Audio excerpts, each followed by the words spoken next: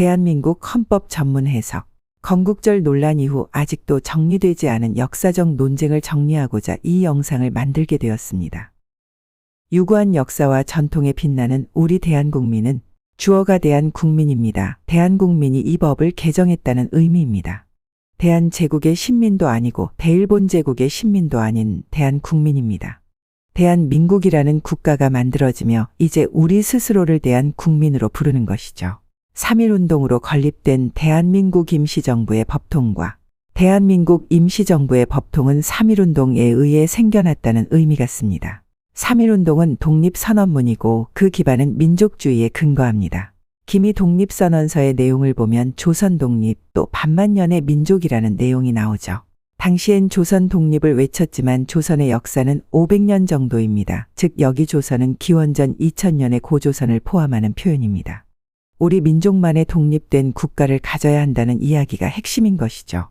그 민족자결주의 철학과 국민의 여론을 근거해 대한민국 임시정부를 만들었고 우린 그 법통, 법의 체계와 이념을 계승했다는 것입니다.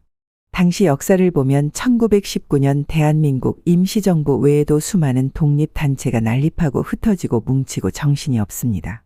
당시 독립운동 계열에는 왕정과 공화정을 추구하는 계열이 나눠져 있었습니다.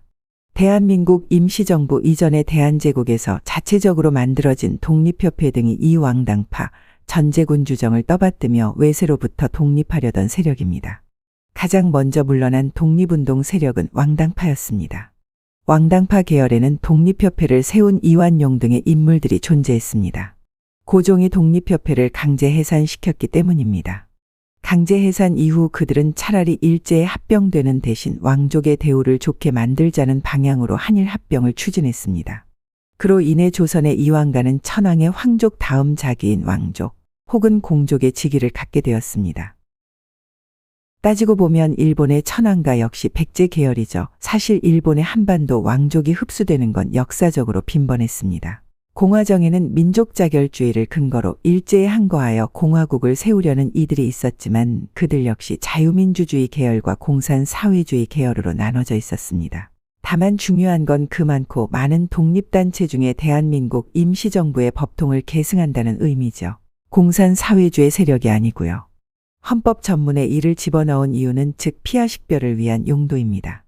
당시 독립운동을 했던 공산사회주의 계열에는 중국 공산당의 지원을 받고 활동하던 김일성의 동북항일연군, 북간도에서 소련의 지원을 받고 활동하던 홍범도의 대한독립군, 김원봉, 윤세주의 의열단, 이동희, 김립, 박헌영의 한인 사회당 및 고려공산당, 김자진의 신민부의 경우 중도 성향의 민족주의 성향의 독립군이었는데 향후 공산주의를 추구하는 혁신이회에 통합되고 김자진은 암살당합니다. 당시 신민부를 제외하면 정의부, 참의부는 공산사회주의에 가까웠고 이들이 추구하는 목표에 김자진은 방해가 되었거든요. 그런 걸 보면 독립군들은 항일을 위해 연대하는 듯 했지만 그 안에서도 치열한 주도권 싸움이 있었던 것으로 볼 수 있습니다. 적의 적은 아군이 아니다라는 말이죠. 대한민국의 헌법 전문에는 그 많은 독립 세력 중 누구의 법통을 따르냐는 질문에 대비해서 대한민국 임시정부의 법통을 따른다 이렇게 명시한 겁니다.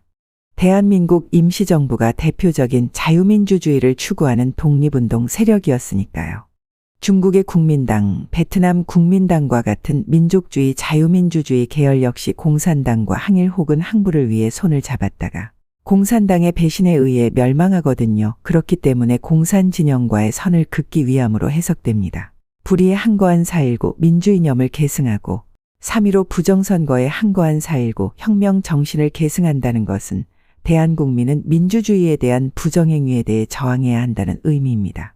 조국의 민주개혁과 평화적 통일의 사명에 입각하여 정의인도와 동포애로서 민족의 단결을 공고히 하고 모든 사회적 폐습과 불의를 타파하며 이 부분은 대한민국이 민족 평화 통일을 추구함을 알리며 사회적 폐습이란 왕정과 신분제에 대한 폐습이나 차별받는 이들에 대한 불의를 타파하겠다는 것입니다. 자율과 조화를 바탕으로 자유민주적 기본 질서를 더욱 확고히 하여 정치, 경제, 사회, 문화의 모든 영역에 있어서 각인의 기회를 균등히 하고 능력을 최고도로 발휘하게 하며 이 부분은 자유민주적 기본 질서를 통해 정치, 경제, 사회, 문화 모든 영역에 있어서 각각의 사람들을 능력주의를 통해 공정하게 인사채용을 하겠다는 의미입니다. 자유와 권리에 따르는 책임과 의무를 완수하게 하여 국민들이 자기 몫을 다하게 하여 국방의 의무와 납세의 의무 등 국민의 의무를 다할 수 있게 하겠다는 의미입니다. 안으로는 국민 생활의 균등한 향상을 기하고 가난을 극복하여 국민을 부유하게 만들겠다는 의미입니다.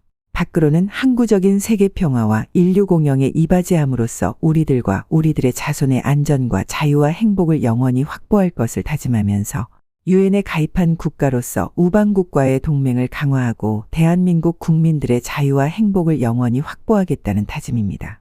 1948년 7월 12일에 제정되고 8차에 걸쳐 개정된 헌법을 이제 국회의 의결을 거쳐 국민투표에 의하여 개정한다. 이 문장이 8차에 거쳐서 개정되었다는 내용입니다.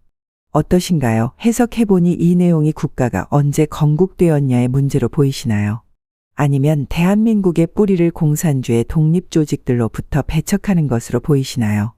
대한민국 헌법전문에서 1919년 3월 1일 독립이 되었다고 선언을 했던 그 정신으로 임시정부를 세웠다는 것은 임시정부를 세웠다는 의미이지 건국을 완수했음을 말하는 것이 아닙니다. 무엇이 가장 객관적인 표현일까요? 3.1절은 민족자결주의를 내세워 조선인으로 구성된 나라로서 독립하겠다는 독립선언이로 보는 것이 타당합니다. 이것은 일제에 대한 공식적인 반란이자 선전포고로 봐야 합니다. 그리고 향후 20년 이상의 투쟁 끝에 우리가 대한민국이라는 나라를 1948년 8월 15일에 국제사회로부터 인정받고 건국을 한 것이죠. 그렇기에 3.1절은 건국선언일, 8.15는 광복절이자 건국절 이렇게 보는 것이 가장 타당합니다. 대한민국의 주권은 국민에 있고 모든 권력은 국민에게서 나온다. 민주주의 국가의 정통성이란 특정 독립단체에서만 나오는 것이 아닙니다. 그것을 국민이 뽑은 의회가 인정할 때 정통성도 존재할 수 있는 것입니다. 그래서 유엔의 감독 하에 선거를 치른 1948년 8월 15일 이야말로 진정한 국가의 정통성이 탄생한 것입니다. 그리고 그들이 대한민국이 대한민국 임시정부의 법통을 잇는다고 공언했기에 대한민국 임시정부는 국가의 뿌리이자 건국의 아버지로 볼 수 있는 것입니다. 대한민국 임시정부의 건국의 아버지들이 바라고 바라던 그 진정한 건국에 대해서 대한민국 국민이라면 기념하고 축하하는 것이 마땅하지 않을까요?